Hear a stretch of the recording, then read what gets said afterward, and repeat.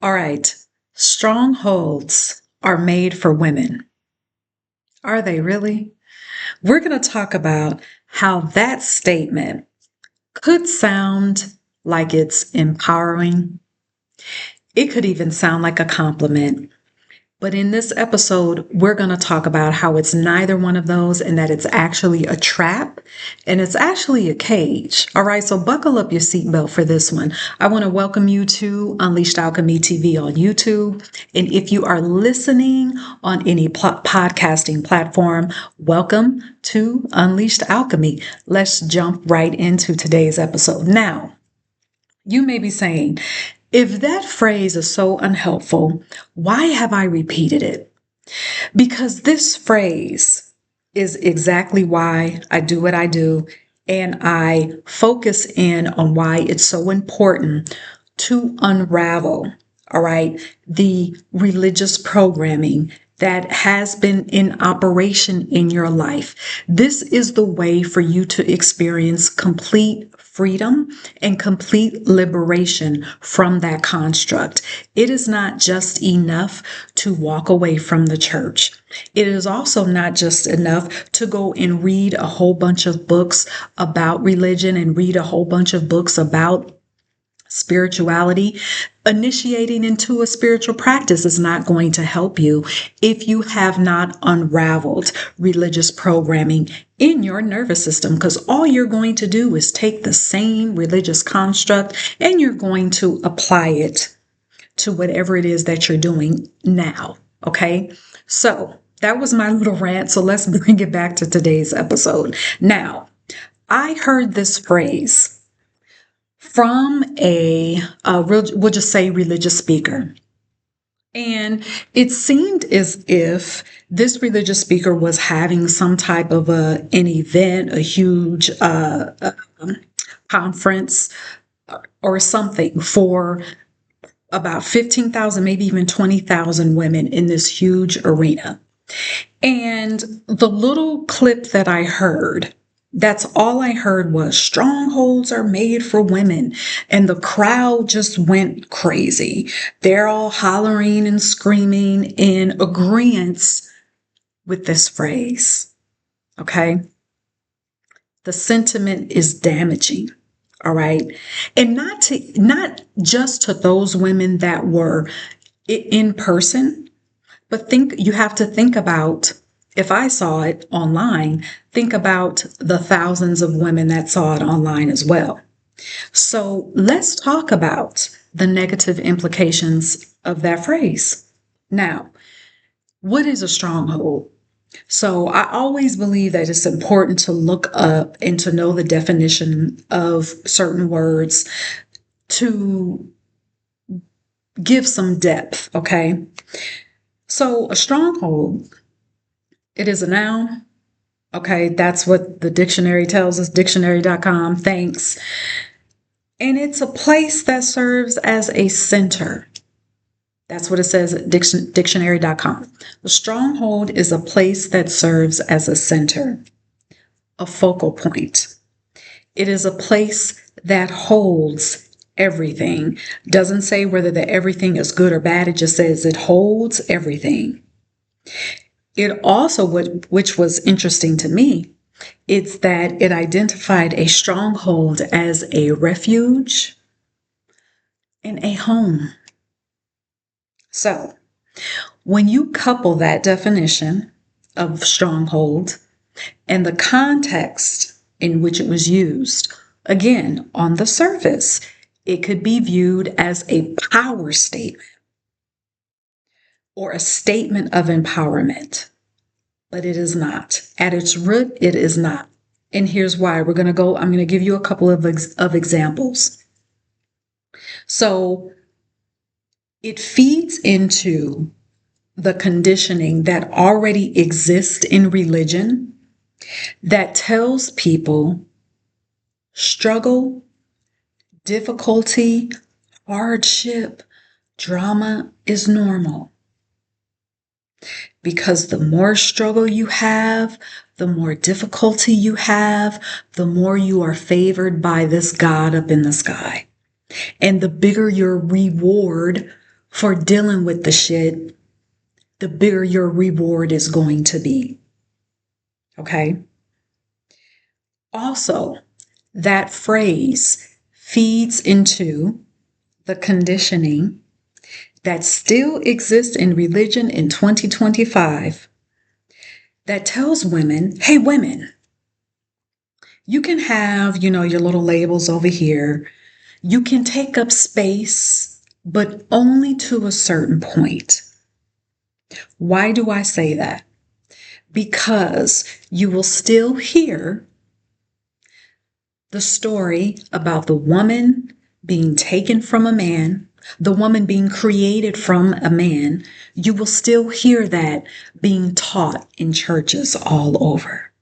Yes, still in 2025, people are still being told that the woman was formed from a man, even though it's the woman that gives birth to humankind. Okay. All right. Also, the statement itself, it makes struggle and difficulty normal. And I know I said that earlier, but I'm saying it again to emphasize the limitations and the trap that statement really is. So, what does that statement cause women to do?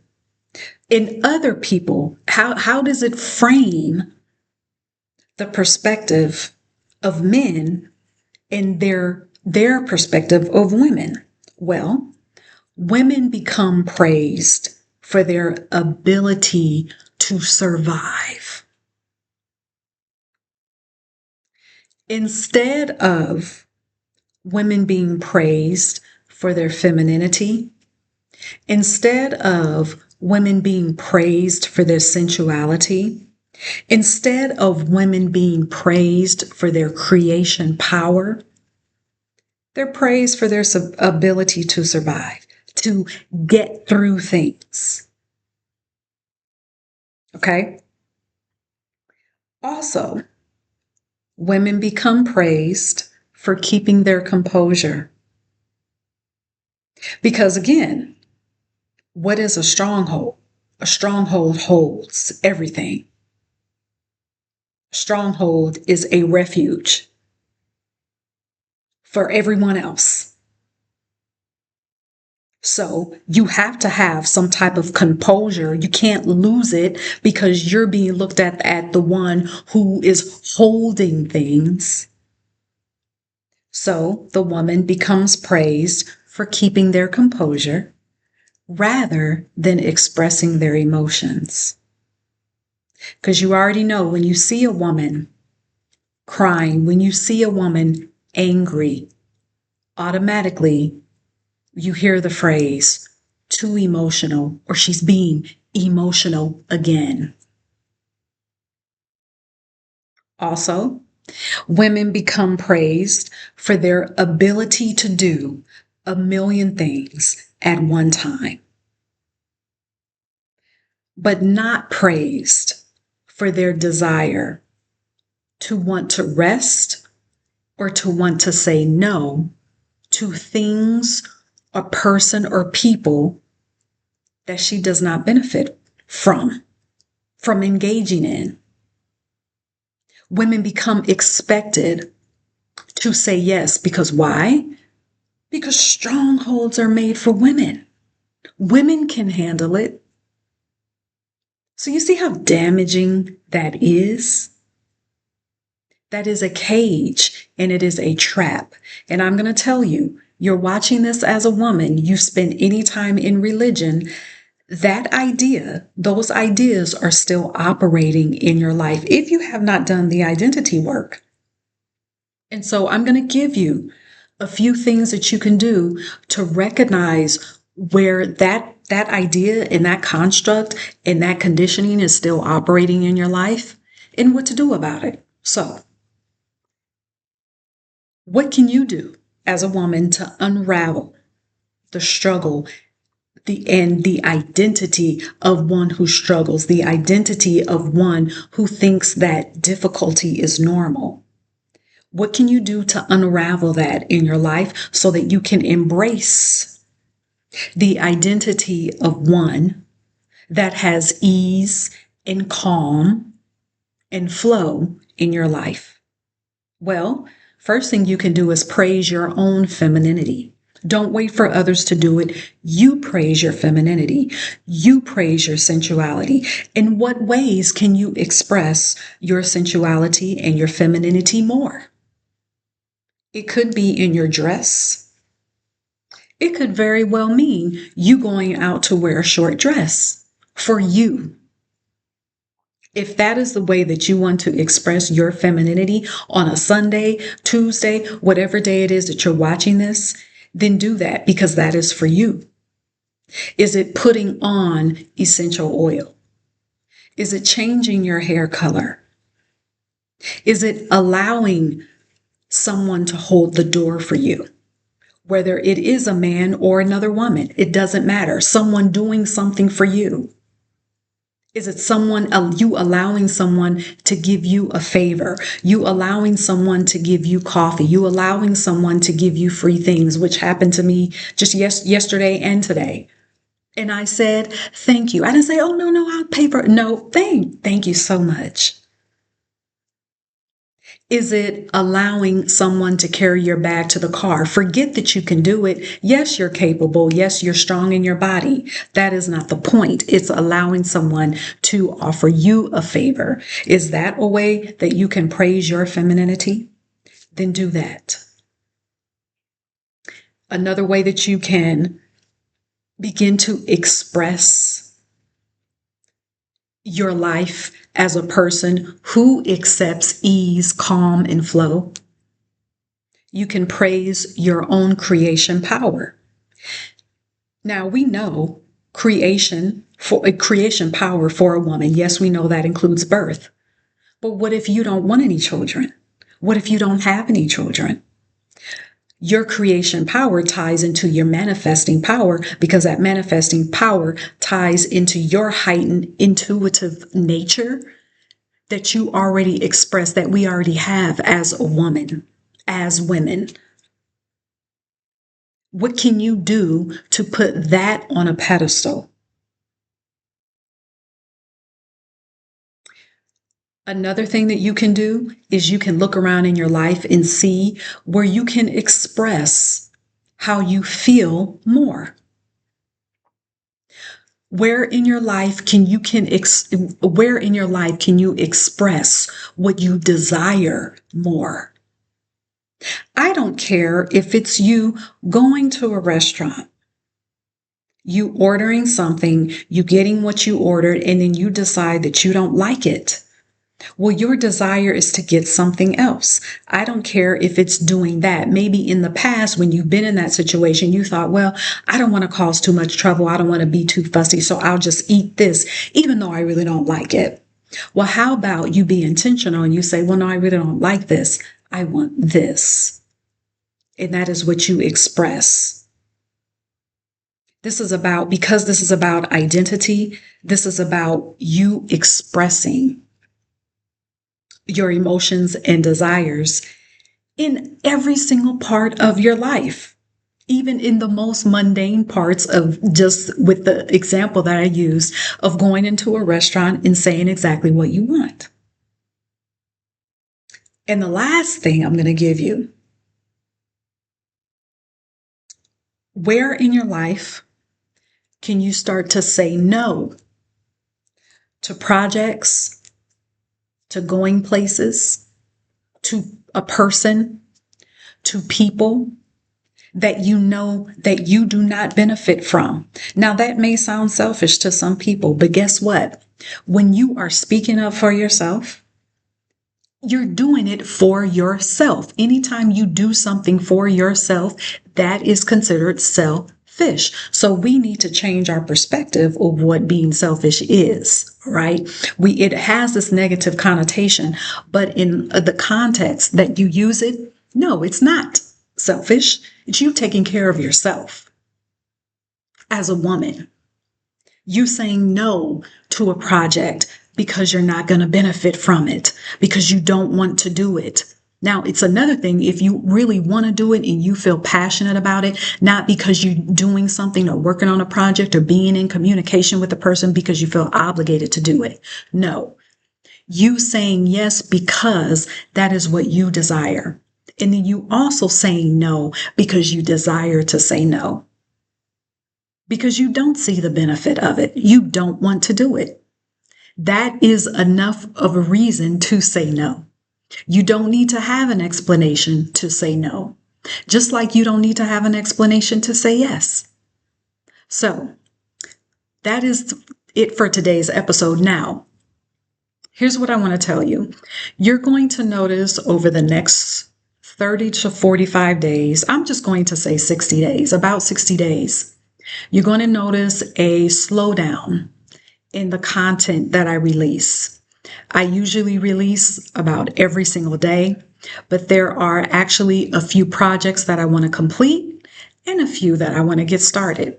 And so in order for me to do that in the timely manner that I want to do it, I have to scale back a little bit on my release of episodes. I'm still around. I'm not going anywhere because we have so much more to talk about, but you're going to notice that I am still here. I do see that I have new subscribers on the Unleashed Alchemy TV show on YouTube. Thank you so much for being here. Also, I see listeners. I see people downloading my episodes on the podcast. Thank you all so much for doing that. Okay. But yes, don't worry. I'm still here. I'm still going to release a few episodes here and there, but you're going to notice a significant difference in the frequency. So, but anyway, you can still go to unleashedalchemy.com. You can still buy my courses. You can still buy my ebooks. You can still sign up to coach with me one-on-one so that I can help you experience the spiritual liberation. All right. Because it's liberation within first. And then, of course, you're going to see that manifest in your physical life. All right. When you see elevation on the inside, of course, you're going to see elevation on the outside. So if you want one-on-one support in doing that, you can still sign up for services with me. There are a few options. Go to the website to view those options, unleashedalchemy.com. We are still beginning the Unleash Your Sovereignty online event. It is a 8-week live session course where I am taking you through phases where you can start to identify the blind spots of religious programming in your life and you can get to spiritual liberation. All right. It took me 20 plus years. It does not have to take you that long. All right. It will take you 8 weeks. Okay. Because we're doing this for 8 sessions. This is a video session. Okay. That we're doing. You show up for yourself. Now, I'm not saying that if you choose to come to the live session and you're not on video, that you're not welcome. Of course you are. However, there is something to be said about your energy when you are on camera and you are showing up for your own soul, you're showing up for your own spirit, you're showing up for yourself, for your sovereignty. There are still spots available. You can still sign up for that. We begin August 31st. All right. The link to do that will be in the description box and in the show notes. All right. I want to hear your feedback. Leave me a comment. And until next time, be sovereign.